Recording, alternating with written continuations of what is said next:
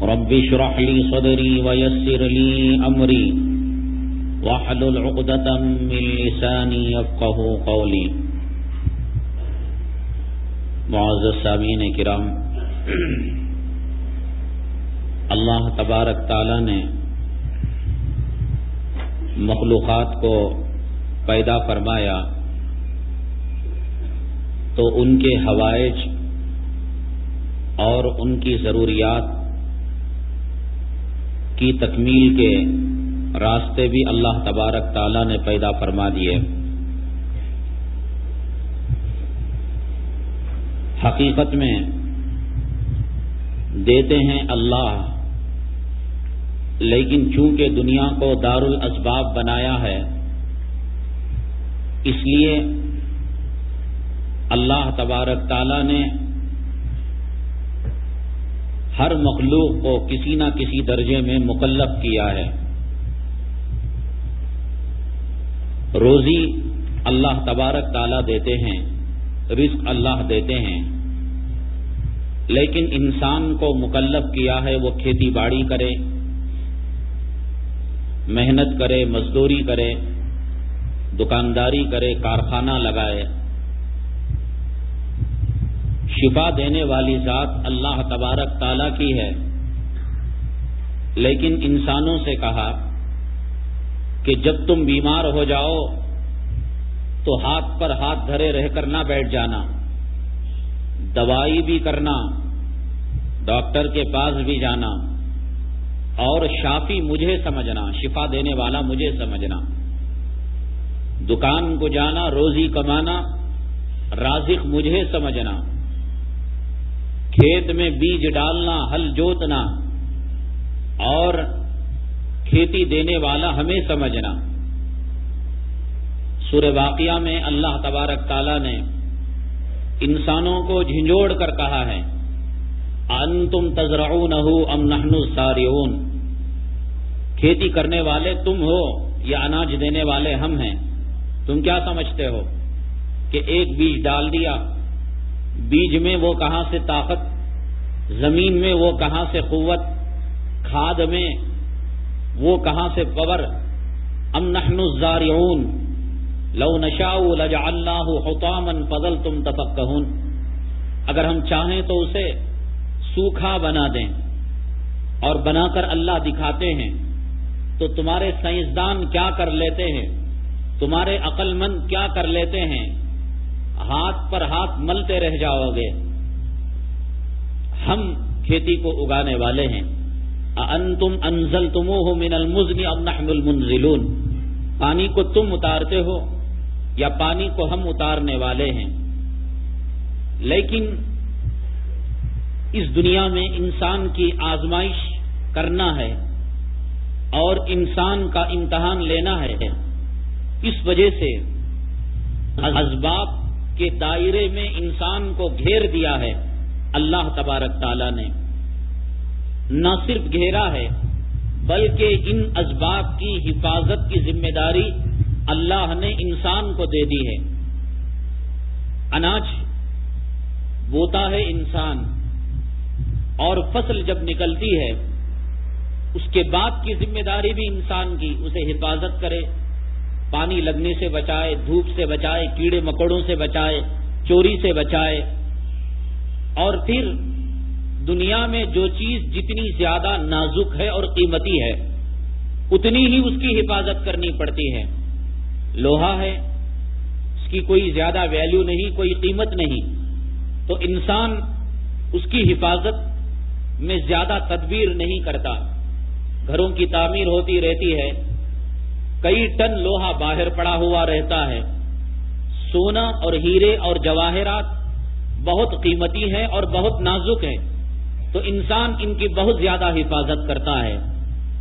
اسباب کو حاصل کرنے کے لیے محنت بھی انسان کو کرنی ہے، اور اسباب حاصل ہو جائیں تو ان کے تحفظ اور ان کی حفاظت کی ذمہ داری بھی اللہ تبارک تعالیٰ نے انسان کے ذمے سونپی ہے.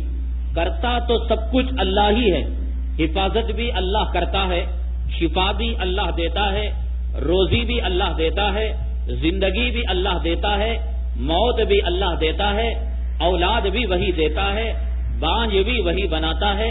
اسباب کے دائرے میں رکھ کر انسان کی عقل، انسان کی سمجھ اور انسان کی فراست کا اللہ امتحان لیتا ہے کہ انسان کہیں اسباب میں کھو کر اسباب کا بندہ بنتا ہے یا رب کا بندہ بنتا ہے۔ اسباب کو پیدا کرنے والا جو مسبب الاسباب ہے اس کو ماننے والا ہوتا ہے، یا یہ کہ اسباب کے دائرے میں کہ پانی نے میرے پیاس کو بجھا دیا، دوا سے میری دوائی دور ہو گئی، سرجن کی سرجری سے میرا آپریشن کامیاب ہو گیا، یا یہ کہ اس کی نگاہ اللہ تعالی کی طرف جاتی ہے۔ اس وجہ سے اللہ تبارک تعالیٰ نے دنیا کو دار الاسباب بنایا، اور اسباب کے حصول کے بعد اس کے تحفظ کی ذمہ داری بچہ اللہ پیدا کرتا ہے، اور بچہ پیدا کرنے کے بعد اللہ ہی محافظ اور اللہ ہی نگہبان ہے، لیکن ماں کے ذمے اس حفاظت کی ذمہ داری دے دی اور باپ کو نگہبان بنا دیا کہ تو کمانے کے لیے لگ جا، اور ماں سے کہا اس کے ٹھنڈک کے بارے میں، گرمی کے بارے میں، بیماری کے بارے میں، صحت کے بارے میں تو دیکھ بھال کر، تو تربیت کر۔ اسی طریقے سے جس طریقے سے اللہ نے مادی نظام دنیا میں چلایا ہے، اسباب کو حاصل کرو اور حاصل ہو جانے کے بعد ان کی حفاظت کرو، یہی نظام اللہ تبارک تعالیٰ نے روحانی چلایا ہے کہ تمہارے میں اور جانور میں فرق ہے کہ جانور ہدایت کا طالب نہیں ہوتا، جانور کو پتا نہیں کہ میں جس راستے پر چل رہا ہوں وہ راستہ سچا راستہ ہے یا جھوٹا راستہ ہے، وہ جنت کی طرف جانے والا ہے یا جہنم کی طرف جانے والا ہے۔ اللہ نے کہا تم انسان ہو، عقل سے کام لو، سمجھ سے کام لو، جس طریقے سے مادی دنیا میں اسباب کو حاصل کرتے ہو اسی طریقے سے ہدایت کے طلبگار بننا، ہدایت کے طالب بننا، ہدایت کے مشتاق بننا، جنت کے راستے کی جستجو کرنا، قرآن کے جستجو کرنا، حدیث کی جستجو کرنا، سنتوں کی جستجو کرنا، اللہ اور اس کے نبی جناب محمد الرسول اللہ صلی اللہ علیہ وسلم کی خوشنودی کی جستجو کرنا، یہ تمہارا کام ہے۔ ایک تو یہ کہ جستجو کرو، اور جستجو کرنے کے بعد تمہارے مقدر میں ہدایت ہے، ایمان ہے، کلمہ ہے، تو جس طریقے سے اناج بیج بونے کے بعد، اناج حاصل ہونے کے بعد حفاظت کرتے ہو، تو ایمان مل جانے کے بعد موت تک، ملک الموت تمہاری روح قبض کرنے تک اس ایمان کی حفاظت کرنا، اس کلمے کی حفاظت کرنا، اس ہدایت والے راستے کی حفاظت کرنا، یہ تمہاری ذمہ داری ہے۔ جس طریقے سے دنیا میں جو چیز جتنی نازک اور قیمتی ہوتی ہے وہ چیز اتنی ہی جلد چوری ہونے کا اندیشہ یا ضائع ہونے کا اندیشہ یا خراب ہونے کا اندیشہ ہے۔ جو کھانا جتنا لذیذ ہوتا ہے اس کھانے کو بچائے رکھنا اتنا ہی اہم ہوتا ہے، ورنہ اس میں بدبو پیدا ہو جاتی ہے، سڑان پیدا ہو جاتی ہے، کیڑے پیدا ہو جاتے ہیں۔ یا تو گرم کر کر اسے باقی رکھو، یا تو فریج اور کولڈ اسٹوریج کے اندر باقی رکھ کر اسے زندہ رکھو، کوئی ایک تدبیر انسان کو کرنی پڑتی ہے۔ کیڑے مکوڑے اور دوسری چیزیں اس چیز کو تباہ کر دیتی ہیں۔ اسی طریقے سے انسان کے مقدر میں ہدایت مل گئی، اور مل گئی تو اس پر اکتفا کر کے نہ بیٹھ جائے کہ میری ماں مسلمان، میرا باپ مسلمان، میں بھی مسلمان، میرا نام بھی مسلمانوں جیسا، اس پر اکتفا کر کے نہ بیٹھ جائے۔ اس ایمان اور اسلام پر بھی چاروں طرف سے دشمن حملہ۔ رب اشرح لي صدري ويسر لي امري واحلل عقدة من لساني يفقهوا قولي۔ معزز سامعین کرام، اللہ تبارک تعالی نے مخلوقات کو پیدا فرمایا تو ان کے حوائج اور ان کی ضروریات کی تکمیل کے راستے بھی اللہ تبارک تعالیٰ نے پیدا فرما دیے۔ حقیقت میں دیتے ہیں اللہ، لیکن چونکہ دنیا کو دار الاسباب بنایا ہے اس لیے اللہ تبارک تعالیٰ نے ہر مخلوق کو کسی نہ کسی درجے میں مکلف کیا ہے۔ روزی اللہ تبارک تعالیٰ دیتے ہیں، رزق اللہ دیتے ہیں، لیکن انسان کو مکلف کیا ہے وہ کھیتی باڑی کرے، محنت کرے، مزدوری کرے، دکانداری کرے، کارخانہ لگائے۔ شفا دینے والی ذات اللہ تبارک تعالیٰ کی ہے، لیکن انسانوں سے کہا کہ جب تم بیمار ہو جاؤ تو ہاتھ پر ہاتھ دھرے رہ کر نہ بیٹھ جانا، دوائی بھی کرنا، ڈاکٹر کے پاس بھی جانا، اور شافی مجھے سمجھنا، شفا دینے والا مجھے سمجھنا، دکان کو جانا، روزی کمانا، رازق مجھے سمجھنا، کھیت میں بیج ڈالنا، ہل جوتنا اور کھیتی دینے والا ہمیں سمجھنا۔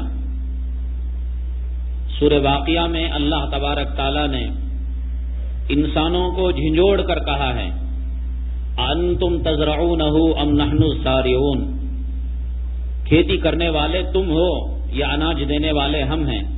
تم کیا سمجھتے ہو کہ ایک بیج ڈال دیا، بیج میں وہ کہاں سے طاقت، زمین میں وہ کہاں سے قوت، کھاد میں وہ کہاں سے پاور؟ ام نحن الزارعون لو نشاء لجعلناہ حطاما فظلتم تفکہون، اگر ہم چاہیں تو اسے سوکھا بنا دیں، اور بنا کر اللہ دکھاتے ہیں تو تمہارے سائنسدان کیا کر لیتے ہیں، تمہارے عقل مند کیا کر لیتے ہیں، ہاتھ پر ہاتھ ملتے رہ جاؤ گے۔ ہم کھیتی کو اگانے والے ہیں۔ اَأَنتُمْ أَنزَلْتُمُوهُ مِنَ الْمُزْنِ أَمْ نَحْنُ الْمُنزِلُونَ، پانی کو تم اتارتے ہو یا پانی کو ہم اتارنے والے ہیں؟ لیکن اس دنیا میں انسان کی آزمائش کرنا ہے اور انسان کا امتحان لینا ہے، اس وجہ سے اسباب کے دائرے میں انسان کو گھیر دیا ہے اللہ تبارک تعالیٰ نے۔ نہ صرف گھیرا ہے بلکہ ان اسباب کی حفاظت کی ذمہ داری اللہ نے انسان کو دے دی ہے۔ اناج بوتا ہے انسان، اور فصل جب نکلتی ہے اس کے بعد کی ذمہ داری بھی انسان کی، اسے حفاظت کرے، پانی لگنے سے بچائے، دھوپ سے بچائے، کیڑے مکوڑوں سے بچائے، چوری سے بچائے، اور پھر دنیا میں جو چیز جتنی زیادہ نازک ہے اور قیمتی ہے اتنی ہی اس کی حفاظت کرنی پڑتی ہے۔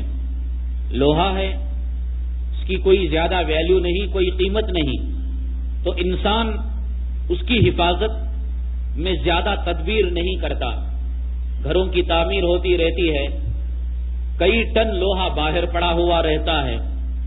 سونا اور ہیرے اور جواہرات بہت قیمتی ہیں اور بہت نازک ہیں، تو انسان ان کی بہت زیادہ حفاظت کرتا ہے۔ اسباب کو حاصل کرنے کے لیے محنت بھی انسان کو کرنی ہے، اور اسباب حاصل ہو جائیں تو ان کے تحفظ اور ان کی حفاظت کی ذمہ داری بھی اللہ تبارک تعالیٰ نے انسان کے ذمے سونپی ہے۔ کرتا تو سب کچھ اللہ ہی ہے، حفاظت بھی اللہ کرتا ہے، شفا بھی اللہ دیتا ہے، روزی بھی اللہ دیتا ہے، زندگی بھی اللہ دیتا ہے، موت بھی اللہ دیتا ہے، اولاد بھی وہی دیتا ہے، بانجھ بھی وہی بناتا ہے۔ اسباب کے دائرے میں رکھ کر انسان کی عقل، انسان کی سمجھ اور انسان کی فراست کا اللہ امتحان لیتا ہے کہ انسان کہیں اسباب میں کھو کر اسباب کا بندہ بنتا ہے یا رب کا بندہ بنتا ہے۔ اسباب کو پیدا کرنے والا جو مسبب الاسباب ہے اس کو ماننے والا ہوتا ہے، یا یہ کہ اسباب کے دائرے میں کہ پانی نے میرے پیاس کو بجھا دیا، دوا سے میری دوائی دور ہو گئی، سرجن کی سرجری سے میرا آپریشن کامیاب ہو گیا، یا یہ کہ اس کی نگاہ اللہ تعالیٰ کی طرف جاتی ہے۔ اس وجہ سے اللہ تبارک تعالیٰ نے دنیا کو دار الاسباب بنایا، اور اسباب کے حصول کے بعد اس کے تحفظ کی ذمہ داری بچہ اللہ پیدا کرتا ہے، اور بچہ پیدا کرنے کے بعد اللہ ہی محافظ اور اللہ ہی نگہبان ہے، لیکن ماں کے ذمے اس حفاظت کی ذمہ داری دے دی اور باپ کو نگہبان بنا دیا کہ تو کمانے کے لیے لگ جا، اور ماں سے کہا اس کے ٹھنڈک کے بارے میں، گرمی کے بارے میں، بیماری کے بارے میں، صحت کے بارے میں تو دیکھ بھال کر، تو تربیت کر۔ اسی طریقے سے جس طریقے سے اللہ نے مادی نظام دنیا میں چلایا ہے، اسباب کو حاصل کرو اور حاصل ہو جانے کے بعد ان کی حفاظت کرو۔ یہی نظام اللہ تبارک تعالیٰ نے روحانی چلایا ہے کہ تمہارے میں اور جانور میں فرق ہے کہ جانور ہدایت کا طالب نہیں ہوتا، جانور کو پتا نہیں کہ میں جس راستے پر چل رہا ہوں وہ راستہ سچا راستہ ہے یا جھوٹا راستہ ہے، وہ جنت کی طرف جانے والا ہے یا جہنم کی طرف جانے والا ہے۔ اللہ نے کہا تم انسان ہو، عقل سے کام لو، سمجھ سے کام لو۔ جس طریقے سے مادی دنیا میں اسباب کو حاصل کرتے ہو، اسی طریقے سے ہدایت کے طلبگار بننا، ہدایت کے طالب بننا، ہدایت کے مشتاق بننا، جنت کے راستے کی جستجو کرنا، قرآن کے جستجو کرنا، حدیث کی جستجو کرنا، سنتوں کی جستجو کرنا، اللہ اور اس کے نبی جناب محمد الرسول اللہ صلی اللہ علیہ وسلم کی خوشنودی کی جستجو کرنا، یہ تمہارا کام ہے۔ ایک تو یہ کہ جستجو کرو، اور جستجو کرنے کے بعد تمہارے مقدر میں ہدایت ہے، ایمان ہے، کلمہ ہے، تو جس طریقے سے اناج بیج بونے کے بعد، اناج حاصل ہونے کے بعد حفاظت کرتے ہو، تو ایمان مل جانے کے بعد موت تک، ملک الموت تمہاری روح قبض کرنے تک اس ایمان کی حفاظت کرنا، اس کلمے کی حفاظت کرنا، اس ہدایت والے راستے کی حفاظت کرنا، یہ تمہاری ذمہ داری ہے۔ جس طریقے سے دنیا میں جو چیز جتنی نازک اور قیمتی ہوتی ہے، وہ چیز اتنی ہی جلد چوری ہونے کا اندیشہ یا ضائع ہونے کا اندیشہ یا خراب ہونے کا اندیشہ ہے۔ جو کھانا جتنا لذیذ ہوتا ہے، اس کھانے کو بچائے رکھنا اتنا ہی اہم ہوتا ہے، ورنہ اس میں بدبو پیدا ہو جاتی ہے، سڑان پیدا ہو جاتی ہے، کیڑے پیدا ہو جاتے ہیں۔ یا تو گرم کر کر اسے باقی رکھو، یا تو فریج اور کولڈ اسٹوریج کے اندر باقی رکھ کر اسے زندہ رکھو۔ کوئی ایک تدبیر انسان کو کرنی پڑتی ہے، کیڑے مکوڑے اور دوسری چیزیں اس چیز کو تباہ کر دیتی ہیں۔ اسی طریقے سے انسان کے مقدر میں ہدایت مل گئی، اور مل گئی تو اس پر اکتفا کر کے نہ بیٹھ جائے کہ میری ماں مسلمان، میرا باپ مسلمان، میں بھی مسلمان، میرا نام بھی مسلمانوں جیسا، اس پر اکتفا کر کے نہ بیٹھ جائے۔ اس ایمان اور اسلام پر بھی چاروں طرف سے دشمن حملہ آور ہیں، کہیں منافق ہیں، کہیں مشرک ہیں، کہیں کافر ہیں، کہیں یہود ہیں، کہیں نصارہ ہے، کہیں بت پرستی ہے، کہیں بدعت ہے، کہیں ضلالت ہے، اور کہیں دنیا کی محبت ہے، اور کہیں حکومت اور سلطنت کی آس ہے۔ یہ تمام چیزیں تمہارے ایمان کی دشمن ہیں، اسلام کی دشمن ہیں۔ جیسے آدمی گھر بنانے کے بعد یوں ہی نہیں چھوڑ دیتا، اس کی رکھوالی کرتا ہے۔ دودھ آپ گھر میں لے آتے ہیں تو گرم کر کر اس کی رکھوالی کرتے ہیں۔ ایمان جب آپ کو ملا ہے آپ کے نصیبے سے، کلمہ جب ملا ہے، جناب محمد الرسول اللہ صلی اللہ علیہ وسلم کے امتی ہونے کا شرف ملا ہے، تو اس کی حفاظت کرنا دشمنوں سے یہ آپ کی ذمہ داری ہے۔ نفاق داخل ہو سکتا ہے، کفر داخل ہو سکتا ہے، اور یہ سلسلے جناب محمد الرسول اللہ صلی اللہ علیہ وسلم کے دور ہی سے شروع ہو گئے، جہاں آقا دو عالم صلی اللہ علیہ وسلم نے فرمایا قولوا لا الہ الا اللہ تفلحون، کہ لا الہ الا اللہ پڑھو تم کامیاب ہو جاؤ گے۔ اسی سرزمین سے ابو جہل پیدا ہو گیا، اسی سرزمین سے ابو لہب پیدا ہو گیا، اسی سرزمین سے عبداللہ ابن ابی پیدا ہو گیا، اسی سرزمین سے یہود پیدا ہو گئے، اسی سرزمین سے نصارہ پیدا ہو گئے، اسی سرزمین سے منافقین پیدا ہو گئے۔ ایک سوال یہ پیدا ہوتا ہے، اللہ نے جب مسلمانوں کو ایمان کی دولت سے مالا مال کیا ہے، کلمے اور ہدایت کی دولت سے مالا مال کیا ہے، اور بہت کم نصیبے والوں کو یہ دولت ملا کرتی ہے، یہ کہاں کی مصیبت کہ اس پر جو ہے اتنے سارے دشمن، شیطان کو مسلط کر دیا، نفس کے خواہشات کو مسلط کر دیا، دنیا کی محبت کو مسلط کر دیا، یہود و نصارہ، کافرین، مشرکین، فلاں فلاں، یہ کیوں مسلط کیا؟ اللہ تعالیٰ کو کیا ملتا ہے؟ اگر ہمیں کلمہ مل گیا، ہم اگر جنت میں چلے جائیں، اللہ کا کیا بگڑنے والا ہے یا اللہ کا کیا بننے والا ہے؟ دستور یہ ہے، اور انسان کا مزاج اور انسان کی فطرت یہ ہے کہ انسان اگر کسی چیز کے تعلق سے بے پرواہ ہو جاتا ہے تو اس چیز کے تعلق سے غفلت برتنے لگتا ہے، شوہر کا اعتماد بیوی پر ضرورت سے زیادہ ہو گیا اور اس نے اعتماد کلی کر لیا تو وہ اس پر غفلت برتنے لگتا ہے. آدمی کو اعتماد ہے میں اپنی سواری سڑک پر کھڑاؤں گا تو چوری نہیں ہوگی, یہاں چوری ہونے کا اندیشہ نہیں, تو غفلت کا شکار ہو جاتا ہے انسان. لیکن جب چوری ہو جاتی ہے تب متنبع ہو جاتا ہے. انسان کو چھوٹی بیماری آتی ہے تو بڑی بیماری کے دفاع کرنے کی تیاری کرنے لگتا ہے. گھر میں ایک چھوٹا سا شگاف پڑ جاتا ہے, چھوٹی سی تکلیف آ جاتی ہے تو بڑی تکلیف کا سامنا کرنے کے لیے وہ تیار ہو جاتا ہے. تو انسان کا مزاج یہ ہے کہ اگر اس کے سامنے خطرات نہ آئے, اس کے سامنے آزمائش نہ آئے, امتحان اور ابتلا نہ آئے, مصیبتیں نہ آئے, انسان غفلت میں مبتلا ہو کر تباہ برباد ہو جائے گا. اللہ تبارک تعالی مومنوں کے ایمان میں بڑھوتری لانے کے لیے اور مسلمانوں کے اسلام اور کلمہ پڑھنے والوں کے ایمان میں ترقی لانے کے لیے رکاوٹوں کو اللہ نے لایا. پانی جب بہتا ہے اور اس بہاؤ میں کوئی رکاوٹ نہیں ہوتی تو پانی کی رفتار سست ہوتی ہے, لیکن درمیان میں کوئی ٹیلا آ جاتا ہے, درمیان میں کہیں موڑ آ جاتا ہے, درمیان میں کوئی بڑا پتھر آ جاتا ہے تو پانی کا بہاؤ ٹکرانے کے بعد اور تیز ہو جاتا ہے. اللہ تبارک تعالیٰ نے کائنات میں مسلمانوں کے ایمان میں ترقی اور ان کے ایمان میں بڑھوتری کے لیے نظام چلایا ہے کہ اللہ تبارک تعالیٰ نے شیطان کو پیدا کر دیا ہے, مخالفوں کو پیدا کر دیا ہے, کفر کو پیدا کر دیا ہے, نفاق کو پیدا کر دیا ہے. اگر اللہ تبارک تعالیٰ ان دشمنوں کو پیدا نہ کرتے تو مومن اپنے خاندان کے ایمان پر بھروسہ کر کر سیدھے جہنم میں چلا جاتا, غفلت میں مبتلا ہو جاتا. دیکھیے میں ایک چھوٹی سی مثال آپ کو دیتا ہوں. مساجد یوں تو ہندوستان کے اندر مسلمان تعمیر کرتے آتے ہی ہیں, مساجد کے لیے ائمہ کا تقرر کرتے ہیں, واچ مین اور محافظ کا تقرر کرتے ہیں, نمازوں کا اہتمام ہوتا ہے, اذانوں کا اہتمام ہوتا ہے. لیکن جب اس ہندوستان کی سرزمین میں بابری مسجد کا سانحہ پیش آیا تو لوگ کہنے لگے کہ مسجد کو اللہ کا گھر کہا جاتا ہے, مسجد تو خانہ خدا ہے.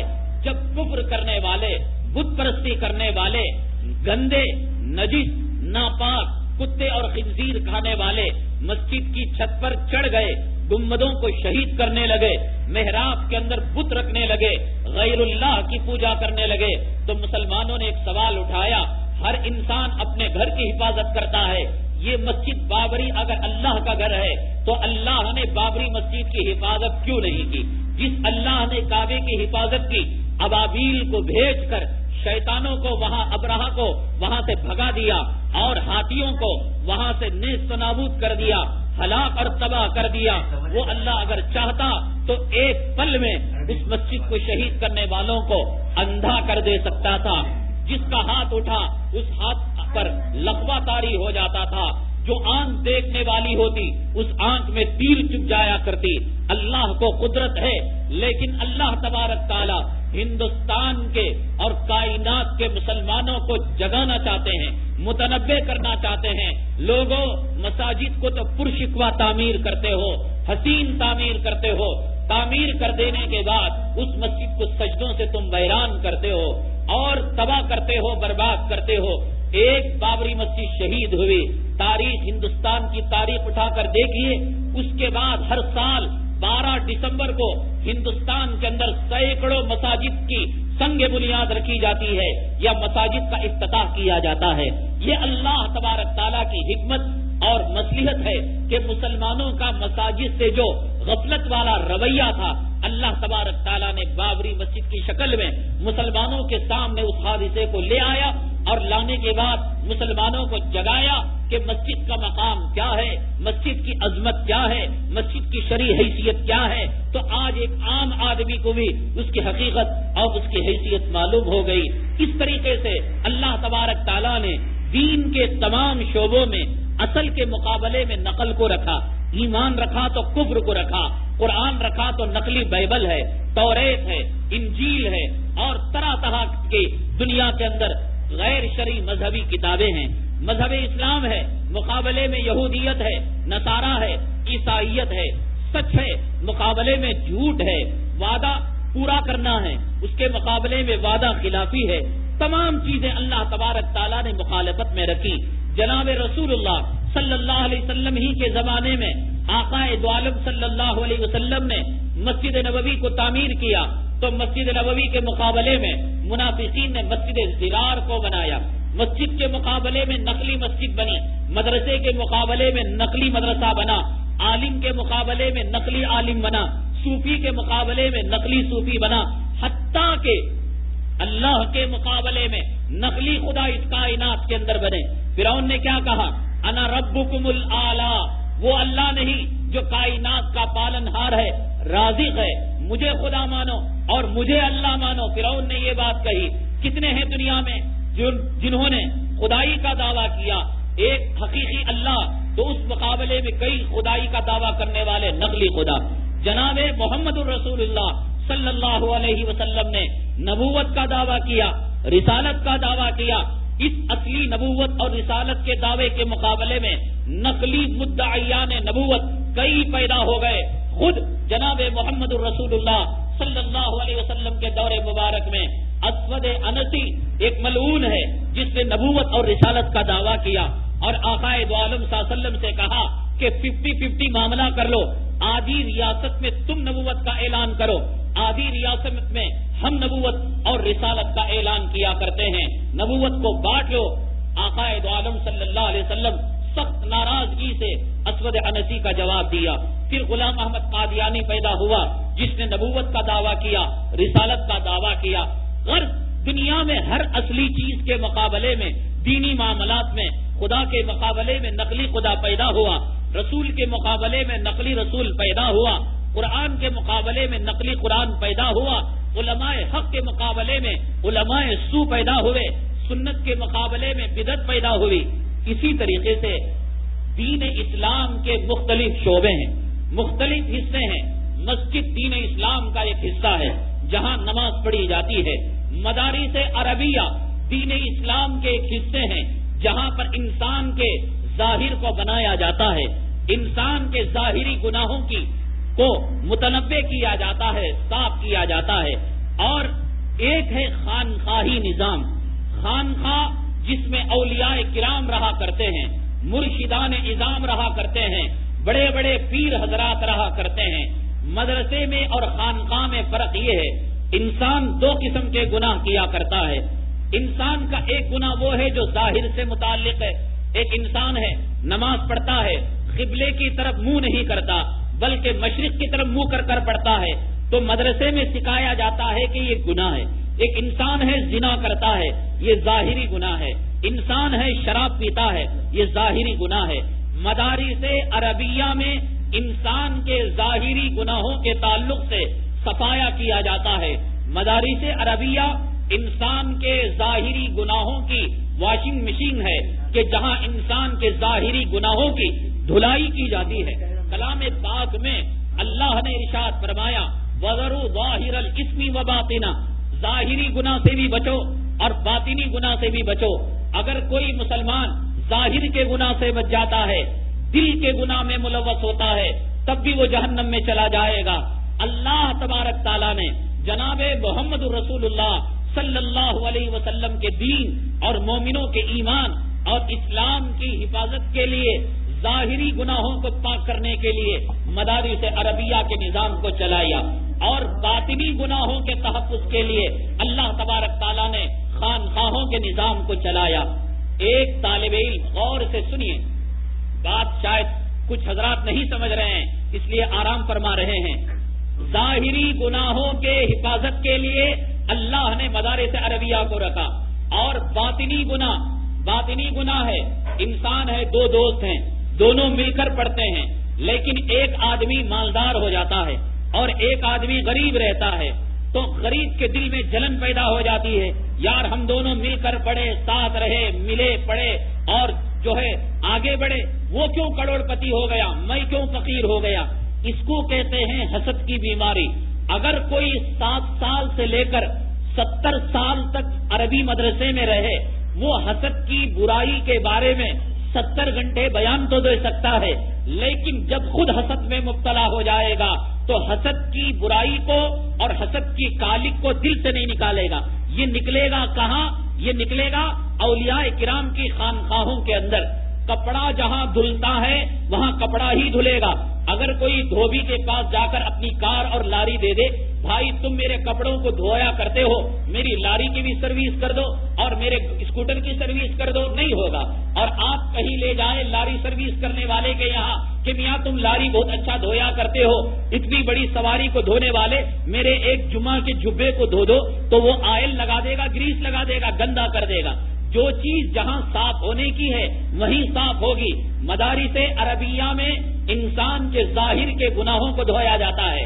خانقاہوں میں جہاں اولیاء کرام اپنے پرانے اور پھٹے بوریے پر بیٹھا کرتے ہیں, اور جن کا پھٹا پرانا بوریا وقت کی سلطنت سے زیادہ قیمتی ہوا کرتا ہے, وہاں انسان کے باطن کی حفاظت کی جاتی ہے.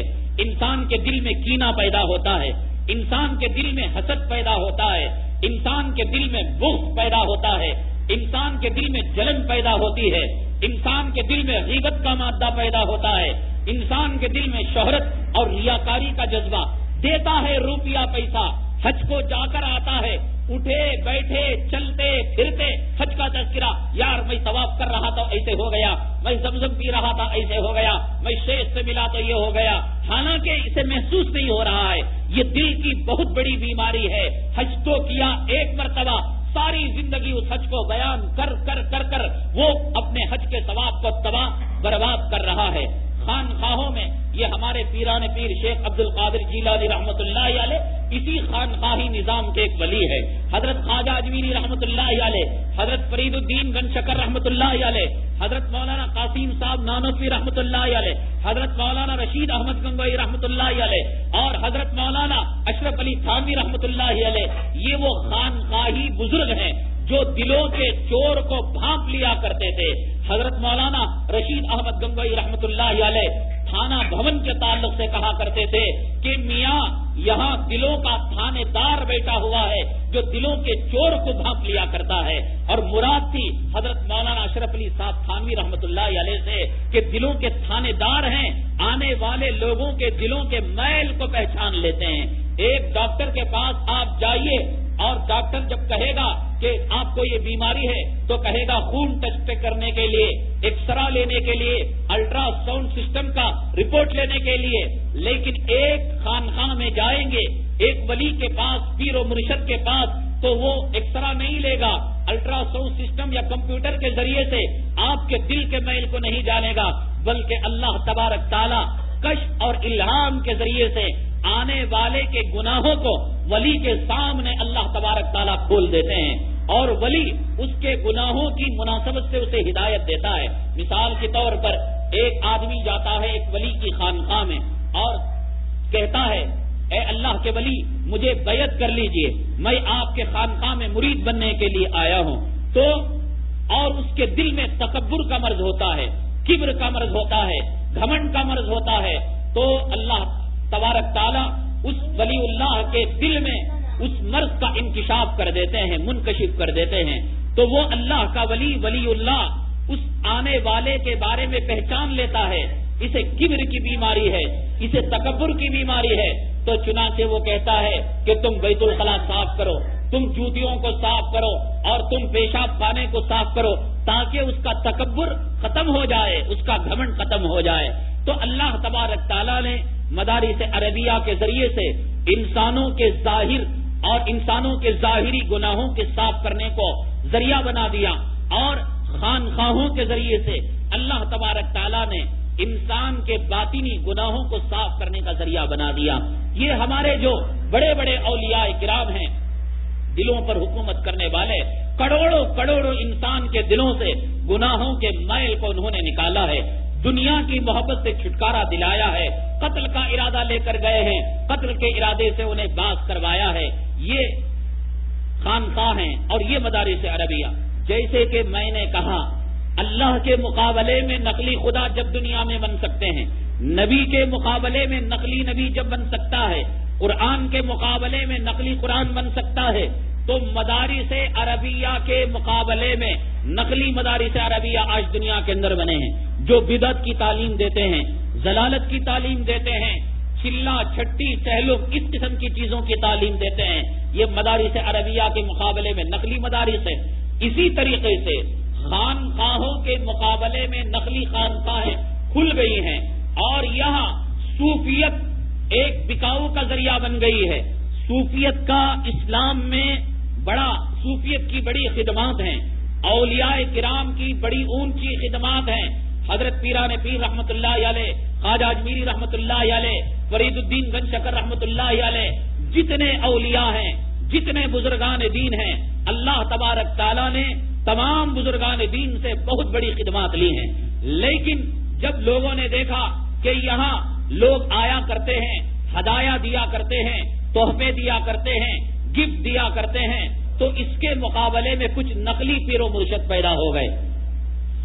اصلی پیروں کے مقابلے میں، اصلی اولیاء کرام کے مقابلے میں کچھ نقلی اولیاء پیدا ہو گئے.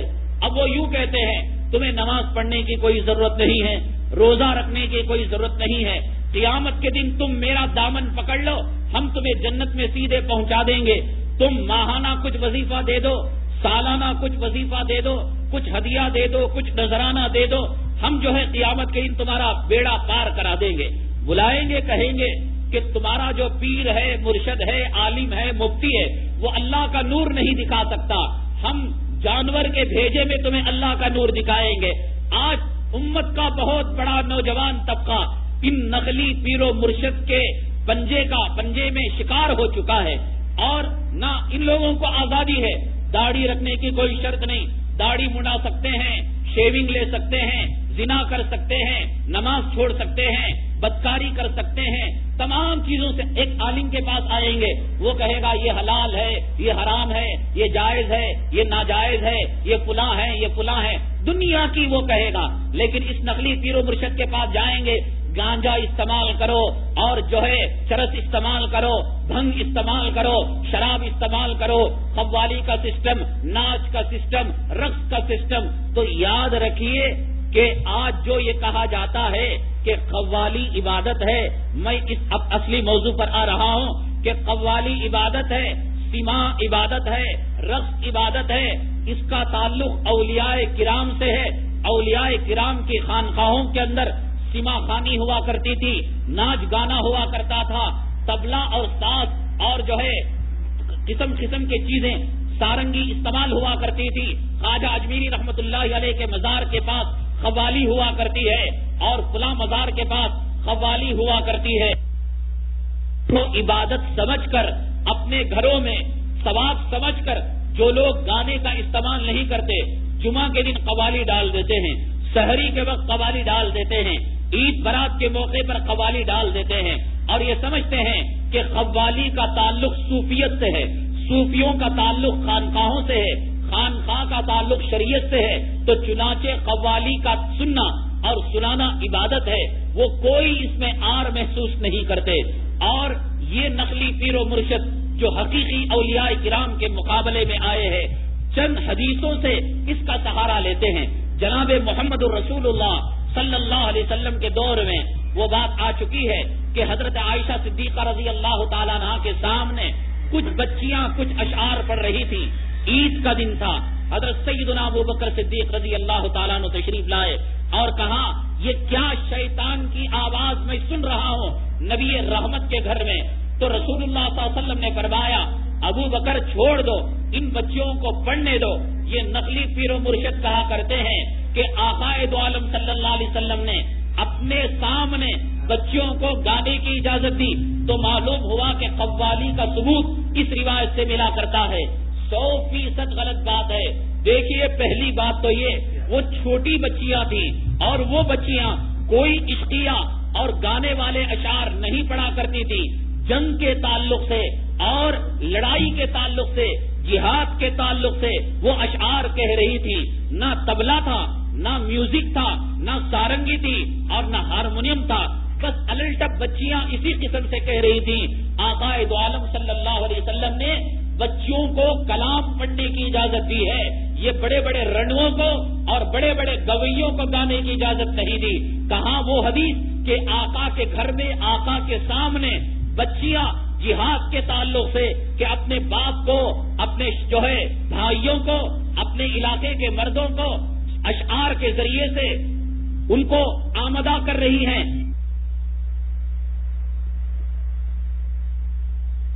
کیا کر رہے ہو چلو جہاد میں چلو. ایسے کوئی گال کے تعلق سے، سینے اور کمر کے تعلق سے، ناچ گانے کے تعلق سے وہ اشعار نہیں تھے. اگر وہ اشعار ہوتے نعوذ باللہ من ذالک، کیا جناب رسول اللہ صلی اللہ علیہ وسلم حضرت ابو بکر کو فرماتے کہ ان بچیوں کو گندا گانے کی اجازت دے دو؟ ہرگز نہیں. وہ جہاد کے تعلق سے اشعار تھے. تو ایک تو یہ کہ وہ اشعار بالکل جو ہے سنجیدہ اشعار تھے، جہاد کے تعلق سے تھے، اور نابالغ لڑکیاں ان اشعار کو گا رہی تھی. علماء کرام نے لکھا ہے اگر کوئی آدمی کسی بزرگ کی منقبت میں کچھ اشعار پڑھتا بھی ہے، نبی کی نعت میں پڑھتا ہے یا اللہ کی حمد میں بھی پڑھتا ہے، تو اس کے لیے کئی شرائط بیان کیے ہیں. ایک تو یہ کہ پڑھنے والا فاسق اور فاجر نہ ہو، داڑھی منا نہ ہو، بے نمازی نہ ہو، اور وہ پڑھنا روپیے پیسے کے لیے نہ ہو. شرائط دیکھتے جائیں آپ، یعنی پڑھ کر مقابلے میں روپیہ پیسہ نہ مانگتا ہو، داڑھی منا نہ ہو، بے نمازی نہ ہو، بغیر داڑھی کے نوجوان لڑکا نہ ہو، لڑکی اور عورت نہ ہو. یہ تمام شرائط ہوں تو علماء نے کہا کہ بزرگوں کی شان میں منقبت پڑھا جا سکتا ہے. آج جا کر دیکھ لیجئے کہ ان خانقاہوں میں، نقلی خانقاہوں میں اور ان مزاروں کے پاس جو قوال گانے والے ہیں، کہیں ایک قوال کے چہرے پر آقا کی سنت آپ کو ملے گی. اکثر داڑھی مڑے، گانجا اور چرس اور افیم کے استعمال کرنے والے، شراب کے استعمال کرنے والے، اور پھر وہاں قد قامت الصلاۃ کہا جاتا ہے. ہر مزار کے پاس قریب میں اس مزار کے بزرگ سے منسوب ایک مسجد رہا کرتی ہے، وہاں اقامت ہوا کرتی ہے. لیکن یہ کم وقت بدبخت قوال اللہ کے گھر حضور، اللہ کے حضور سجدہ کرنے کے لیے نہیں جاتا، بلکہ کہیں ایسا نہ ہو کہ میری کمائی چھوٹ جائے، وہ مزار کے سامنے برابر گاتا رہتا ہے. علماء نے لکھا کہ بزرگوں کی شان میں منقبت گا کر، قوالی گا کر روپیہ لینا حرام. اگر ان کو روپیہ دینا بند کر دیں تو وہ قوالی گانا بند کر دیں گے. تو آپ کہاں سے سمجھ رہے ہیں کہ قوالی عبادت ہے اور بزرگوں کی شان میں قصیدہ کہا جا رہا ہے؟ یہ ایسے ہی بات ہوئی ہے کہ کسی آدمی نے چوری کی اور اس نے 5 درہم یا 500 روپے اس نے چوری کی. اس سے کہا گیا کہ بھائی تم چوری کیوں کرتے ہو؟ اس نے کہا میں نے جب 500 روپے چوری کی ہے تو اس میں 200 روپے میں مسجد کو لگا دوں گا، 200 روپے صدقہ کر دوں گا، خیرات کر دوں گا. اور حدیث میں آیا ہے کہ ایک کھجور اگر اللہ کے راستے میں صدقہ اور خیرات کیا جاتا ہے، اللہ تبارک تعالیٰ اس کا ثواب اتنا بڑھاتے ہیں احد کے پہاڑ کے برابر کر دیتے ہیں. تو 200 روپے کے کھجور چوری کے پیسوں میں خرید کر اگر میں روزہ کھولنے والوں کو دوں گا تو پھر 300 روپے کا گنا، 500 روپے کا گنا اتنے پہاڑوں کے سامنے دب کر رہ جائے گا. کوئی عالم اس کی اجازت نہیں دے گا. کیا کوئی عالم اجازت دے گا کہ صاحب میں 500 روپے جب چوری کروں گا تو 200 روپے مدرسے میں لگا دوں گا، یتیموں میں بانٹ دوں گا؟ اور اس جو ہے 200 روپے میں جو یہ اللہ کے راستے میں خیرات کرتا ہے اس کا صدقہ بھی قبول نہیں ہے. اسی طریقے سے اگر کوئی آدمی کہتا ہے ہم خواجہ اجمیری کی شان بیان کر رہے ہیں، ہم نبی کی نعت بیان کر رہے ہیں، اللہ کی حمد بیان کر رہے ہیں، اللہ کی حمد تو بیان کر رہے ہو، نبی کی نعت تو بیان کر رہے ہو، یہ ایسے ہی ہے جیسے چوری کر کر کوئی اللہ کے راستے میں صدقہ کر رہا ہے. غیر شرعی طریقے سے، اسلام کے طریقے سے ہٹ کر تم اللہ کی تعریف بیان کر رہے ہو. اللہ نے اپنی تعریف یوں بیان کی ہے کہ تم نماز پڑھو اور کہو الحمدللہ رب العالمین، تمام تعریفیں اللہ کے لیے ہیں. یہ اللہ کی تعریف کرنے کا طریقہ ہے. سورہ فاتحہ پڑھو اور درود پڑھو، تشہد پڑھو، کلام اللہ کی تلاوت کرو، ذکر کرو، حمد کرو، یہ اللہ کی تعریف کا طریقہ ہے. کہاں سے تم نے طبلہ لے آیا، کہاں سے سارنگی لے آئی، کہاں سے میوزک لے آیا، کہاں سے ناچ گانا لے آیا اور کہتے ہو ہم اللہ کی تعریف کر رہے ہیں؟ ایسے کوئی آدمی سفر میں جا رہا ہے اور اس نے پیشاب کیا، پیشاب کرنے کے بعد دیکھا کہ دور دور تک پانی کا نام و نشان نہیں ہے، دور دور تک سوکھے ڈھیلے کا نام و نشان نہیں. تو اس نے کیا یار اب استنجا کرنا ہے، تو اس نے ایک چھوٹے سے ڈبے میں یا پلاسٹک کی پاکٹ میں پیشاب کو پکڑ لیا اور پکڑنے کے بعد پھر اس پیشاب سے استنجا کر رہا ہے، یہ کہاں سے اس کا استنجا صحیح ہو جائے گا؟ اللہ کی ہم تو کر رہے ہو لیکن نبی کے طریقے سے ہٹ کر کر رہے ہو، اللہ کے بتائے ہوئے طریقے سے ہٹ کر کر رہے ہو۔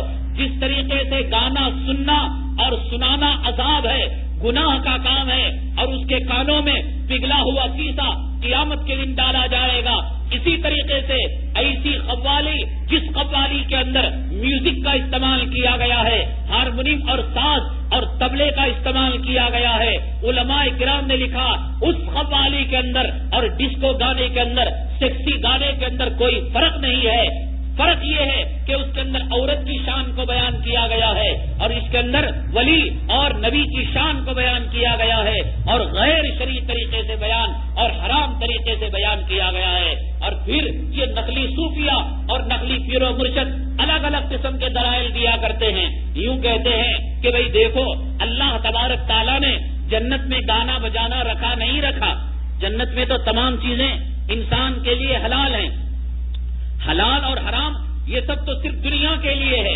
جنت میں جائیں وفیہا ما تشتہیہ الانفس وتلذ الاعین، جو آنکھ آپ کی چاہے اللہ تعالیٰ آپ کو عنایت کر دیں گے، جو دل آپ کا چاہے اللہ تعالیٰ عنایت کر دیں گے، جو آپ کی مرضی ہو اللہ تبارک تعالیٰ عنایت کر دیں گے۔ اب کہتے ہیں اگر گانا بجانا حرام ہوتا اور ناجائز ہوتا تو اللہ تبارک تعالیٰ جنت میں گانے بجانے کو کیوں رکھتا، ایک ناجائز چیز کو کیوں رکھتا؟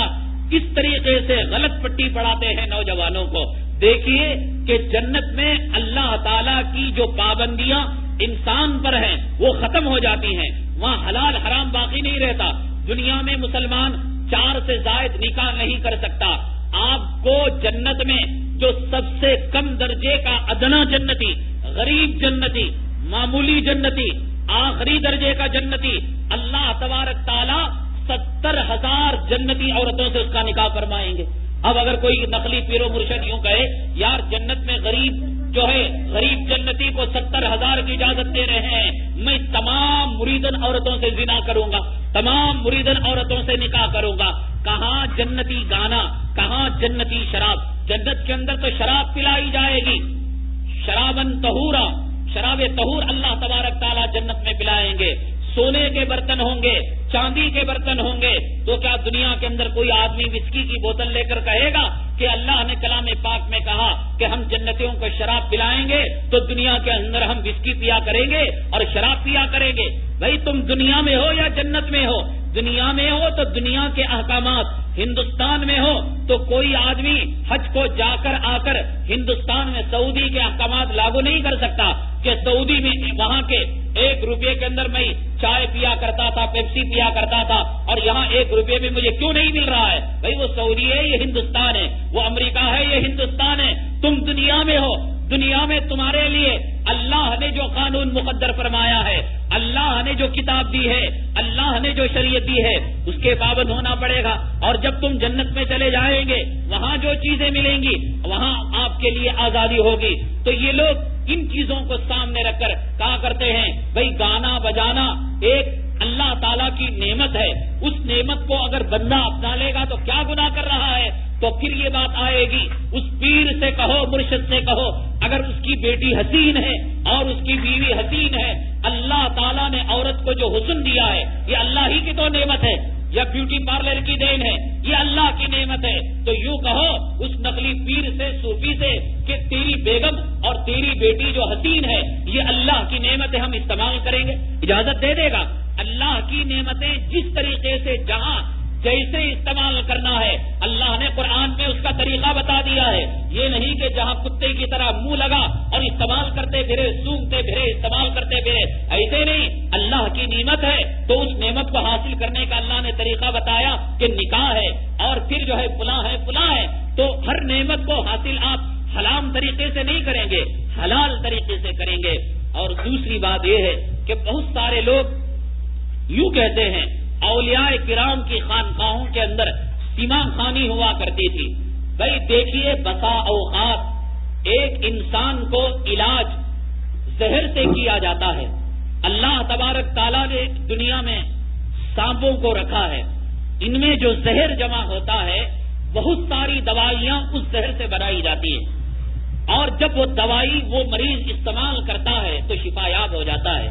اب اگر کوئی آدمی یوں کہے کہ میں فلاں لیاب کو گیا تھا اور فلاں سائنسدان سے ملا تھا، اس نے سام کے زہر سے دوائی بنائی تھی، ٹانک بنائی تھی، انجیکشن بنایا تھا، تو لو چلو میں سام کے زہر کو گٹاگٹ پی لوں گا، تو یہ حماقت ہے۔ ہمارے اولیاء کرام میں سے بعض اولیاء کرام کی خانقاہوں میں یقیناً قوالی کا ثبوت شریعت کے شرائط کے ساتھ ملتا ہے۔ یعنی میں نے یہ بات کسی وجہ سے شروع سے بات میں تمہید باندھتے آیا کہ مدارس کا کام کیا ہے، خانقاہوں کا کام کیا ہے، علماء کا کام کیا ہے، صوفیاء کا کام کیا ہے۔ تو علماء انسان کے ظاہری گناہوں کو دھوتے ہیں، صوفیاء انسان کے باطنی گناہوں کو دھوتے ہیں۔ عالم کے پاس آپ ظاہری گناہ کو کتنا چھپائیں وہ پہچان لے گا۔ اس حرام پر حلال کا رنگ روغن یہ چڑھا رہا ہے، اس بدعت پر سنت کا رنگ روغن چڑھا رہا ہے۔ ایک عالم باصفا، ایک عالم حق گو، ایک عالم حق پرست پہچان لے گا کہ یہ دھوکہ دینے کی کوشش کر رہا ہے۔ اسی طریقے سے ایک ولی باصفا، ایک ولی کامل، ایک پیر و مرشد کے سامنے ایک آدمی اپنے دل کے گناہ کو جتنا چھپا کر کیوں نہ لے جائے، لیکن ولی باصفا، ولی کامل پہچان لیتا ہے کہ اس کے دل کے اندر کیا شبہ ہے، کیا ڈاؤٹ ہے، کیا روحانی بیماری ہے۔ حضرت مولانا رشید احمد گنگوہی رحمت اللہ علیہ حضرت تھانوی رحمت اللہ علیہ کے خانقاہ میں گئے اور جانے کے بعد دیکھا کہ خانقاہ کے اندر لوگ راتوں کو اٹھتے ہیں، کوئی ذکر کر رہا ہے، کوئی تہجد پڑھ رہا ہے، کوئی رات کو تلاوت کر رہا ہے۔ حضرت ذرا نیند کے کچے تھے۔ حضرت مولانا رشید احمد گنگوہی رحمت اللہ علیہ وہ ولی باصفا شخصیت ہے کہ حضرت مولانا اشرف علی تھانوی رحمت اللہ علیہ نے ایک نظر کے اندر پہچان لیا کہ آج یہ دیکھنے میں کنکر نظر آ رہا ہے، وقت پڑنے پر یہ ہیرے کا کام دے گا۔ حضرت تھانوی رحمت اللہ علیہ کی وہ خانقاہ تھی کہ لوگ عرضیاں لے کر جاتے کہ مجھے بیعت کر لیجئے، مجھے جو ہے مرید کر لیجئے۔ حضرت تھانوی رحمت اللہ علیہ سالوں سال انتظار کرواتے، مجاہدے کرواتے، ریاضتیں کرواتے، شرائط پر اترنے کے بعد اسے مرید کرتے اور بیعت کرتے۔ حضرت مولانا رشید احمد گنگوہی رحمت اللہ علیہ کی وہ ذات گرامی تھی کہ پیر و مرشد حضرت تھانوی رحمت اللہ علیہ اقبال کرتے ہوئے کہا کہ آئیے مجھ سے بیعت ہو جائیے۔ حضرت مولانا رشید احمد گنگوہی رحمت اللہ علیہ نے فرمایا حضرت میں بیعت ہونے کے لیے تیار ہوں، لیکن ایک شرط ہے۔ حضرت تھانوی رحمت اللہ علیہ کو اللہ تبارک تعالیٰ نے اتنی فراست ایمانی دی تھی، ولی جو ہوتا ہے، عالم جو ہوتا ہے، کوٹ کوٹ کر اللہ تبارک تعالیٰ فراست اور سمجھداری اس کے اندر دے دیتے ہیں۔ اس کے جسم میں خون اور گوشت کم ہوتا ہے اور سمجھداری زیادہ ہوتی ہے، جس کو حدیث پاک میں جناب رسول اللہ صلی اللہ علیہ وسلم نے ارشاد فرمایا اتقوا فراست المومن فإنه ينظر بنور اللہ۔ لوگوں، مومن کی فراست، ولی کی سمجھداری سے ڈرو، وہ اللہ کی روشنی میں دیکھا کرتا ہے۔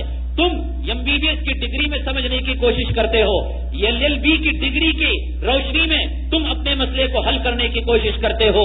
عالم کامل اور ولی باصفا اللہ کے نور سے مسئلے کو حل کیا کرتا ہے۔ ہمارے اولیاء، ہمارے اکابرین نے اپنے زمانے میں جو مسائل حل کیے، 100 سال تک وہ مسائل کام آ رہے ہیں۔ حضرت تھانوی قدس سرہ نے حضرت مولانا رشید احمد گنگوہی رحمت اللہ علیہ سے فرمایا خاموش رہو، میں تمہاری شرط کو پہچان لیا۔ حضرت گنگوہی رحمت اللہ علیہ فرمایا حضرت کیا ہے؟ کہا ٹھیک ہے تم مجھ سے بیعت ہو جانا، لیکن رات میں نہ اٹھنا، میں تمہیں رات میں اٹھنے کے لیے پابند نہیں کرتا۔ دیکھا آپ نے کہ حضرت یہ ارادہ لے کر گئے تھے کہ میں بیعت ہو جاؤں گا، حضرت نے خود بیعت کیا، رات میں اٹھنے کا ارادہ نہیں تھا۔ اللہ تبارک تعالیٰ نے دل کے مرض کو پیر و مرشد کے سامنے آشنا کر دیا اور حضرت تھانوی قدس سرہ نے خود فرما دیا کہ رات میں اٹھنے کی شرط نہیں۔ لیکن جب رات ہوئی 2:30 بجے 3 بجے کوئی ذکر کر رہا ہے، کوئی تلاوت کر رہا ہے، حضرت گنگوہی رحمۃ اللہ علیہ فرماتے ہیں کہ میں چادر اوڑھ کر سونا چاہا، ذکر کی آواز آئی، کان کو بند کرنا چاہا، ایک دن تو میں زبردستی کر کے سو گیا، 2 دن تو میں زبردستی کر کے سو گیا۔ اس کے بعد حضرت گنگوہی حضرت تھانوی رحمۃ اللہ علیہ جب تہجد کو وضو کرنے کے لیے گئے ہیں تو دیکھا کہ اٹھنے والوں میں سب سے پہلے حضرت مولانا رشید احمد گنگوہی رحمۃ اللہ علیہ ہے۔ فرمایا کہ جناب آپ نے تو یہ شرط رکھی تھی کہ رات کو نہیں اٹھیں گے اور ہم نے آپ کے شرط کو منظور کر لیا تھا. تو حضرت گنگوئی رحمۃ اللہ علیہ نے فرمایا تھا حضرت اٹھنا تو نہیں چاہ رہا تھا لیکن ماحول نے میری غیرت اور میرے نفس کو جگا دیا اور کہا اے گنگوئی یہ لوگ ذکر کرتے رہے تلاوت کرتے رہے اور تو سوتا رہے گا. تو بہرحال اولیاء کرام کی خانقاہوں کے اندر یہ اولیاء کرام آنے والے جو روحانی مریض ہیں اس کے مرض کو پہچان کر اسے جو علاج دینا ہے. ڈاکٹر جس مریض کو جیسے علاج کرنا ہے, کسی کو زہر سے علاج کرتا ہے, کسی کو مٹی سے علاج کرتا ہے, کسی کو پتوں سے علاج کرتا ہے, کسی کو مچھلی سے علاج کرتا ہے, کسی کو پرندے کے خون سے علاج کرتا ہے. یہ حکیم کی مرضی, حکیم جانے مریض جانے. کوئی آدمی کہے صاحب تم نے تو اسے پرندے کا گوشت دے دیا اور مجھے جو ہے جانور کا گوبر دے رہے ہو. جانور کا گوبر اس کے مرض کو دور کرے گا اور پرندے کا خون اسے دور کرے گا. بہرحال دونوں کا مقصد یہ ہے کہ مرض دور ہو جائے. تو ان خانقاہوں میں بزرگان دین کے پاس اگر کوئی مرید ہونے جاتا اس کے دل میں اگر رقص سے محبت ہوتی, گانے سے محبت ہوتی, میوزک سے محبت ہوتی, میرے اور آپ جیسا کوئی گنہگار پیران پیر کی خدمت میں چلا گیا, خواجہ اجمیری کی خدمت میں چلا گیا اور فوراً اٹھا کر وہ ذکر نہیں دے دیں گے. بھئی ایک کمزور آدمی بالکل کمزور نہیں جس کی ہڈیاں ابری ہوئی اور جس کا پیٹ دبا ہوا حکیم صاحب کے پاس گیا, حکیم صاحب مجھے طاقتور کر دو, مجھے موٹا کر دو. تو حکیم صاحب فوراً اسے جو ہے طاقت کی دوا اور خون انجیکشن وغیرہ سب نہیں دے دیں گے, بلکہ دیکھیں گے کہ اس میں مرض کیا ہے, اس مرض کو دور کریں پھر طاقت کی دوا دیں گے. تو ہمارے اکابرین کی خانقاہوں میں جو مریدین جایا کرتے اگر کسی مرید میں سما کا رقص ہوتا, گانے بجانے کی بیماری ہوتی اور فوراً ذکر دے دیتے, قرآن دے دیتے, نماز کا مشغلہ دے دیتے, کہتے رات کو 1 بجے کھڑے ہو کر تم تہجد پڑھو, خانقاہ چھوڑ کر بھاگ جاتا. کہاں کی مصیبت یار, وہ گانا بجانا تو اچھا تھا, اس میں سیکسی گانے آیا کرتے تھے, اس میں لیلا مجنو کا تذکرہ ہوا کرتا تھا. یہ آیا کسی نے کہہ دیا کہ بزرگ کی خانقاہ میں جاؤ, کہتا ہے رات کے 1 بجے کھڑے ہو کر اللہ اللہ کہو, یہ میرے سے تو ہوتا نہیں, بھاگ جائے گا. تو بزرگ اس کے مرض کو پہچان کر اسے ایک جو ہے سما کی شکل میں اللہ کا ذکر دے دیا کرتے تھے, منظوم نعت دے دیا کرتے تھے کہ تم جھوم جھوم کر جو کل تک لیلا کے حق میں گایا کرتے تھے, معشوقہ کے حق میں گایا کرتے تھے, اب تم لیلا کی محبت کو نکال دو, معشوقہ کی محبت کو نکال دو, اللہ کی محبت کو دل میں بٹھا دو, تبھی کی محبت, قرآن کی محبت کو بٹھا دو. تو گانے کے ذریعے سے بغیر دب کے, بغیر قوالی کے, بغیر میوزک کے وہ سما دیا کرتے تھے, وہ سما سے وہ وجد میں آیا کرتا تھا. پھر اس وجد کو وہ موڑ کر لیلا کی محبت سے اللہ کی محبت کی طرف اس کے رخ کو کر دیا کرتے تھے. یہ بزرگان دین کی خانقاہوں کا نظام ہے, ایک ڈاکٹری نظام ہے, حکیمانہ روحانی نظام ہے. اس کو لے کر آپ دلیل پکڑ لینا. فلاں خانقاہ کے اندر سما خانی ہوا کرتی تھی.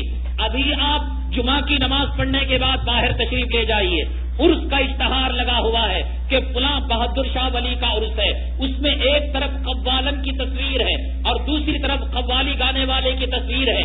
آزمانے کے لیے آپ جائیے کہ اس اللہ کے ولی کے دربار میں کون سی قوالی ہو رہی ہے, کیا سیکس کو نہیں چھیڑا جا رہا ہے, کیا جنسیات کو نہیں چھیڑا جا رہا ہے. یہ مرد اس عورت کی چھاتی کے بارے میں تذکرہ کرتا ہے, وہ عورت اس کے مرد کے زیر ناف کے بارے میں تذکرہ کیا کرتی ہے. یہ عبادت ہے, انسانوں کو جہنم میں لے جانے اور تباہ اور برباد کرنے کا ذریعہ ہے. اس کا صوفیت سے کوئی تعلق نہیں, خانقاہوں سے کوئی تعلق نہیں. یہ وہ جو ہے نقلی خانقاہیں ہیں جن کی اصل یہود اور نصارہ سے ملا کرتی ہے اور جن کی اصل عیسائیت سے ملا کرتی ہے. اصلی صوفیاں کے خانقاہوں کے اندر جو سما خانی ہوا کرتی تھی, اس سما خانی میں آدمی کو وجد آ جاتا تھا, مدہوش ہو جاتا تھا. اللہ کی حمد اور نبی کی نعت ایسے بیان کرنے والا, سامنے والا بے خودی کے عالم میں اپنے آپ کو ولی کامل کے حوالے کر دیتا. ولی کامل ان کے ارادوں کو اللہ کی محبت میں تبدیل کر دیا کرتا تھا. ایک گانوں کا عاشق جب ولی کی خانقاہ میں جاتا تو سما خانی کے ذریعے سے علاج کر کر اس کی سما خانی کی محبت نکال کر تلاوت کی محبت ڈال دیتے تھے اولیاء کرام. اور آگے بڑھیے, اگر یہ ہوا بھی کرتا تھا, حضرت تھانوی رحمت اللہ علیہ سے ایک صاحب نے عرض کیا حضرت یہ گانا بجانا، قوالی، سیما خوانی جو اولیاء کرام کے خانقاہوں کے اندر ہوا کرتی ہے، ابھی جو آپ دیکھ رہے ہیں کہ بزرگان دین کے مزاروں کے پاس قوالی کے نام پر عرس کے دوسرے دن یا عرس کی اسی رات قوالی ہوا کرتی ہے، روپیہ اڑایا جاتا ہے، داڑھی مڑا شرابی کبابی وہاں پر آ کر جو ہے قوالی کہا کرتا ہے، اس کے بارے میں سوال کیا گیا تو حضرت تھانوی رحمۃ اللہ علیہ نے فرمایا کہ یہ جو ظاہری طور پر سری نظر آ رہا ہے حرام ہے، رہا بزرگوں کی خانقاہوں میں جو سما ہوا کرتا تھا تو فرمایا نہ سری میں حلال بتا سکتا ہوں نہ حرام بتا سکتا ہوں، البتہ اس کے تعلق سے ایک واقعہ میں ضرور بیان کروں گا۔ حضرت خواجہ سلطان نظام الدین اولیاء رحمۃ اللہ علیہ دہلی میں مرکز کے پاس حضرت نظام الدین اولیاء رحمۃ اللہ علیہ کا مزار ہے، یہ ہے ایک بزرگ، ان کے زمانے کے ایک بزرگ ہیں حضرت خواجہ میر ضیاء الدین ثناوی رحمۃ اللہ علیہ۔ سلطان نظام الدین اولیاء رحمۃ اللہ علیہ سیما خوانی کے قائل تھے، وہ کہتے تھے انسان کو جو ہے قوالی سننا چاہیے، ہم سننا چاہیے، مدہوش ہونا چاہیے، بے ہوش ہونا چاہیے، اور ضیاء الدین ثناوی رحمۃ اللہ علیہ سخت منکر تھے، کہتے یہ حرام ہے، یہ بدعت ہے، نہیں ہونا چاہیے، صرف تلاوت ہونا چاہیے، صرف ذکر ہونا چاہیے۔ حضرت تھانوی رحمۃ اللہ علیہ نے ان کا واقعہ بیان کیا کہ ایک مرتبہ سلطان نظام الدین اولیاء رحمۃ اللہ علیہ ایک میدان کے اندر بڑا شامیانہ پنڈال لگا ہوا ہے، تالابیں کسی ہوئی ہیں اور بمبو لگائے ہوئے ہیں، ضیاء الدین ثناوی رحمۃ اللہ علیہ کو جلال آتا ہے، لاٹھی لے کر جاتے ہیں، کہتے ہیں کہ آج نظام الدین اولیاء کی خانقاہ سے بدعت کا خاتمہ کر دوں گا، اس کا جنازہ اٹھا دوں گا، مانتا ہی نہیں، روز محفل سما کو منعقد کرتا ہے، قوالی کی محفل لگا دیتا ہے، آج میں اس کی محفل سما کو ختم کر ڈالوں گا۔ تو چنانچہ فوج کو لے کر گئے، بادشاہ کے یہاں رسائی تھی ان دونوں بزرگوں کی، تو بزرگ وہ بادشاہ سے فوج لے کر گئے، حضرت نظام الدین اولیاء جہاں میدان میں پنڈال میں بیٹھ کر محفل سما کے اندر مشغول ہے وہاں گئے، اور جو رسیاں کھینچی ہوئی تھی، بانس لگے ہوئے تھے، رسیوں کو کاٹ دیا، بانس کو زمین سے اکھاڑ دیا۔ اللہ تبارک تعالیٰ نے نظام الدین اولیاء رحمۃ اللہ علیہ کی کرامت دکھائی کہ رسیاں کاٹنے اور بانس نکالنے کے باوجود پنڈال ہوا کے اندر معلق رہا۔ ہم اور آپ ہوتے فوراً سجدے میں گر جاتے۔ جہاں ہم نے دیکھا کہ ناریل مزار کے پر پھینکا اور ناریل نہیں پھٹا، کہا کہ ولی کی کرامت ہے، اور جہاں دو حصوں میں پھٹا سمجھ گئے کہ مرد بچہ ہونے والا ہے اور یہ ولی کی علامت اور کرامت ہے۔ حضرت ضیاء الدین ثناوی رحمۃ اللہ علیہ نے دیکھا کہ پنڈال ہوا میں معلق ہو گیا ہے، لاٹھی لے کر گئے مارنے نظام الدین اولیاء رحمۃ اللہ علیہ کو، اے بدعتی ہم تیری جو ہے کرامت کو نہیں قبول کریں گے، بڑے بڑے جادوگروں سے اس سے بڑے بڑے کام ہوا کرتے ہیں، خلاف سنت ہے کام، ہم کسی صورت میں تیری قوالی کے محفل کو قبول نہیں کریں گے۔ کسی طریقے سے مجمع کو چیرتے پھاڑتے نظام الدین اولیاء رحمۃ اللہ علیہ تک پہنچ گئے۔ جب پہنچ گئے تو حضرت خواجہ نظام الدین اولیاء رحمۃ اللہ علیہ میر ضیاء الدین ثناوی رحمۃ اللہ علیہ سے کہا تشریف رکھیے، ذرا سنبھلیے، اپنے جلال اپنے غصے کو قابو میں لائیے، ایک ولی کامل کو ایسے غصے میں آنا مناسب نہیں۔ تو چنانچہ وہ قابو میں آئے، کہا کہ بھائی ایک بات ہے، کیا تم قبول کر لو گے؟ کہا کیا؟ اگر اس قوالی کی محفل، اس مجلس سما کا جواز جائز ہونے کا ثبوت جناب رسول اللہ صلی اللہ علیہ وسلم آ کر تمہیں کہہ دے تو کیا تم مان لو گے؟ یہ نہیں کہہ رہے کہ قرآن کھول کر دکھاؤں گا، بخاری کھول کر دکھاؤں گا، ترمذی ابو داؤد کھول کر دکھاؤں گا، دارالعلوم اور ندوہ اور بنارس اور بریلی کا فتویٰ دکھاؤں گا، نہیں، ڈائریکٹ آقا دو عالم صلی اللہ علیہ وسلم اپنے روزے سے آئے، تمہارے سامنے کھڑے ہوں اور کہیں کہ نظام الدین نے جو محفل سما قائم کی ہے وہ شرعی حدود کے اندر ہے اور وہ جائز ہے، کیا تم مان لو گے؟ ضیاء الدین ثناوی رحمۃ اللہ علیہ سلطان نظام الدین اولیاء کی ولایت کے قائل تھے، بزرگی کے قائل تھے، وہ سمجھ رہے تھے آقا کی زیارت کم سے کم اس بہانے ہو جائے، کہا ہاں مجھے منظور ہے، تم رسول اللہ صلی اللہ علیہ وسلم کی زیارت کرا دو۔ فرماتے ہیں کہ مجھے ابھی مدہوشی کا عالم طاری ہوا، کچھ نیند اور کچھ غنودگی کا عالم طاری ہوا، میں کیا دیکھتا ہوں جناب محمد رسول اللہ صلی اللہ علیہ وسلم میرے آنکھوں کے سامنے ہیں اور فرما رہے ہیں اے ضیاء الدین ثناوی، کیا اس فقیر کو ابھی تو تنگ کرے گا؟ ابھی کیوں تنگ کر رہا ہے؟ حضرت ضیاء الدین ثناوی رحمۃ اللہ علیہ کو اللہ نے ولایت عنایت کی تھی اور اللہ کا ولی کامل فراست والا ہوا کرتا ہے۔ تو اس کے بعد جناب رسول اللہ صلی اللہ علیہ وسلم نے حضرت ضیاء الدین ثناوی رحمۃ اللہ علیہ نے کتنا عقل مندانہ اور حکیمانہ جواب دیا بھائی اگر ہمارے خواب میں، ہماری غنودگی کے حالت میں، ہماری مدہوشی کے حالت میں آقا دو عالم صلی اللہ علیہ وسلم آئے اور کہیں یہ حلال، ہم مان لیں گے حلال، یہ کہیں حرام، ہم مان لیں گے حرام. بزرگ تو بزرگ کیوں ہوتا ہے؟ ولی ولی کیوں ہوتا ہے؟ اس وجہ سے ولی ہوتا ہے کہ وہ شریعت میں پکا ہوتا ہے، قرآن کے احکامات میں پکا ہوتا ہے، رسالت کے احکامات میں پکا ہوتا ہے. ضیاء الدین سنامی رحمۃ اللہ علیہ نے رسول اللہ صلی اللہ علیہ وسلم کے سامنے ادب بستہ ہاتھوں کو جوڑ کر عرض کیا، یا رسول اللہ صلی اللہ علیہ وسلم، آپ کے تلوے پر، آپ کے پیروں کے ذرے پر میری جان نچھاور، اور بلکہ اس جیسی ہزاروں کروڑوں جان نچھاور، میری ماں آپ پر قربان، میرے باپ آپ پر قربان، لیکن اللہ کے رسول ایک قانون اور ایک دستور بھی ہے. آقا نے فرمایا کیا ہے؟ کہا کہ دیکھیے یا رسول اللہ صلی اللہ علیہ وسلم، اب میں جس پوزیشن میں ہوں، نہ میں پکا جاگنے کی حالت میں ہوں، نہ پکا سونے کی حالت میں ہوں، نہ نیند کی حالت میں ہوں، نہ مدہوشی کی حالت میں ہوں. جس کیفیت میں ہوں مجھے خود معلوم نہیں کہ میں کیا پوزیشن میں ہوں. ہاں، صحابہ کرام نے آپ سے جو حدیثیں لی ہیں، یقین ہے میرا کہ صحابہ نے جاگنے کی حالت میں لی ہے، جاگنے کی حالت میں بیان کی ہے. یا رسول اللہ صلی اللہ علیہ وسلم، اس حالت کے مقابلے میں صحابہ نے سما اور قوالی سے جو منع کیا ہے اس پر میرا ایمان ہے، اس حالت پر میرا ایمان نہیں. آقا دو عالم صلی اللہ علیہ وسلم مسکرائے اور وہ حالت غائب ہو گئی. اس کے بعد سلطان نظام الدین اولیاء رحمۃ فرمایا ابھی تم نہیں مانو گے؟ کہا کہ نہیں، مجھے حدیث پر ایمان ہے، میرے خواب پر اور میرے بشارت پر مجھے ایمان نہیں. یہ کہہ کر واپس چلے گئے. ان دونوں اولیاء کے درمیان یہی تناؤ رہا، حتیٰ کہ میر ضیاء الدین سنامی رحمۃ اللہ علیہ کے انتقال کا وقت آ گیا، ان کے سکرات طاری ہو گئی. خواجہ نظام الدین اولیاء رحمۃ اللہ علیہ عیادت کے لیے پہنچتے ہیں. اطلاع دی جاتی ہے ضیاء الدین سنامی رحمۃ اللہ علیہ کو کہ نظام الدین اولیاء آپ کی عیادت کے لیے تشریف لائے ہیں. اس سکرات کی سختی کے عالم میں لیٹے ہوئے بے ہوش کے عالم میں بسترے پر بیٹھ جاتے ہیں، لاٹھی اٹھا لیتے ہیں. اس بدعتی نظام الدین سے کہو کہ میں مرتے وقت کسی بدعتی کے چہرے کو دیکھنا نہیں چاہتا، میں سنتی آدمی کے چہرے کو دیکھنا چاہتا ہوں. ساری زندگی میں اسے سمجھاتا رہا کہ سما خانی مت کر، قوالی کو مجلس میں نہ لا، لیکن اس نے میری بات مانی نہیں. سکرات کے وقت آیا ہے تو مرتے وقت اس بدعتی کے چہرے کو میں دیکھنا نہیں چاہتا. لیکن جب شاگرد جا کر ان سے کہا نظام الدین اولیاء رحمۃ اللہ علیہ سے کہ حضرت آپ کو اجازت نہیں مل رہی ہے اور ضیاء الدین سنامی یوں فرما رہے ہیں کہ آپ بدعتی ہیں، تو حضرت سلطان نظام الدین اولیاء رحمۃ اللہ نے فرمایا کہ میں ضیاء الدین سنامی رحمۃ اللہ علیہ کے مزاج سے بخوبی واقف ہوں. میں عیادت کے لیے آیا ہوں تو محفل قوالی اور محفل سما سے اللہ کے دربار میں توبہ کر کے آیا. کسی سے کہے حلال حرام، مولانا برسوں سے یہ کام کرتے آئے ہیں، آج کون ہوتے ہو تم حلال حرام بتانے والے؟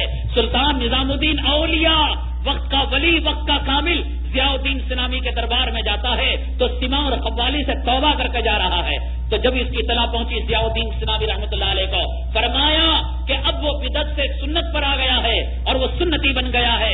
میری بھی ایک شرط ہے عیادت کرنے کی، یہ جو پگڑی ہے اور یہ جو میرے سر پر امامہ ہے، بڑے بڑے اولیاء نے شریعت کا امامہ میرے جو ہے سر پر باندھا ہے. اب اس نے جب بدعت سے توبہ کر لی ہے، ایک شرط ہے کہ دہلیز پر میرے امامے کو رکھ دو، آتے ہوئے اسے رون کر میرے پاس آئے. جب امامے کو رکھا گیا تو سلطان نظام الدین اولیاء رحمۃ اللہ علیہ کے آنکھیں اشبار ہو گئی، رونے لگے زار و قطار. اس امامے کو اٹھا کر سر پر رکھ لیا اور فرمایا کہ شاید اسی امامے کے نتیجے میں اللہ تبارک تعالیٰ میری مغفرت فرما دے. تو یہ اس امامے کو لے کر آئے. آنے کے بعد خواجہ جو ہے ضیاء الدین سنامی رحمۃ اللہ علیہ سکرات کے عالم میں تھے. فرمایا کہ میری طرف توجہ فرمائے، اور توجہ جو فرمائی تو روح اللہ کی طرف پرواز کر کے چلے گئی. یہ ہے سما کی حقیقت. حضرت تھانوی رحمۃ اللہ علیہ نے اس واقعے کے بیان کرنے کے بعد فرمایا نہ تو میں ضیاء الدین سنامی کی طرح بالکل حرام قرار دیتا ہوں، نہ ہی سلطان نظام الدین اولیاء کی طرح بالکل حلال قرار دیتا ہوں. تو یہ حضرت تھانوی رحمۃ اللہ نے فرمایا یہ وہ سما ہے جو اولیاء کرام کے خانقاہوں میں ہوا کرتا تھا. آج کی قوالی جو میوزک کے ساتھ، طبلے کے ساتھ اس کا بیچنا، خریدنا اور اس کا نکاحوں کی محفل میں گھروں میں بجانے کا وہی حکم ہے جو ڈسکو میوزک کا حکم ہے. یاد رکھیے حضرت سیدنا ابن عباس رضی اللہ تعالیٰ عنہما کی روایت ہے, جناب رسول اللہ صلی اللہ علیہ وسلم نے ارشاد فرمایا, قیامت کے دن جب لوگ حتیٰ کے اولیاء, حتیٰ کے انبیاء, حتیٰ کے بڑے بڑے پیغمبر نفسی نفسی کے عالم میں ہوں گے, اللہ تعالیٰ فرمائیں گے کہاں ہیں ایسے لوگ جن کی آنکھیں دنیا کے رقص کو دیکھنے سے بچا کرتی تھی. آج جو لوگ ٹی وی نہیں دیکھتے تھے بیوقوف ہے یار, اسے کچھ پتا نہیں. قیامت کے دن پتا چلے گا, اللہ کہیں گے کہاں ہی وہ آنکھیں جو ٹی وی دیکھنے سے بچا کرتی تھی, سنیما دیکھنے سے بچا کرتی تھی, ناچ گانا دیکھنے سے بچا کرتی تھی. کہاں ہیں ایسے لوگوں کے کان جو دنیا کے گانے بجانے سننے سے بچا کرتے تھے. آئے ہم آج ان کو گانا گاوائیں گے اور ہم ان کو حضرت داؤد علیہ السلام کے زبان سے نغمہ پڑھوائیں گے. ایسا نغمہ پڑھوائیں گے کہ نہ آج تک کسی کان نے سنا, نہ اس کے بعد کوئی کان سنے گا. جو کان آج گانے سن رہے ہیں کل قیامت کے دن حضرت داؤد علیہ السلام کے نغمے سے محروم ہو جائیں گے. تعالیٰ سے دعا ہے اللہ تبارک تعالیٰ اس لعنت سے ہماری حفاظت فرمائے, سنت پر چلنے کی توفیق عطا فرمائے. آمین. واخر دعوانا الحمدللہ رب العالمین.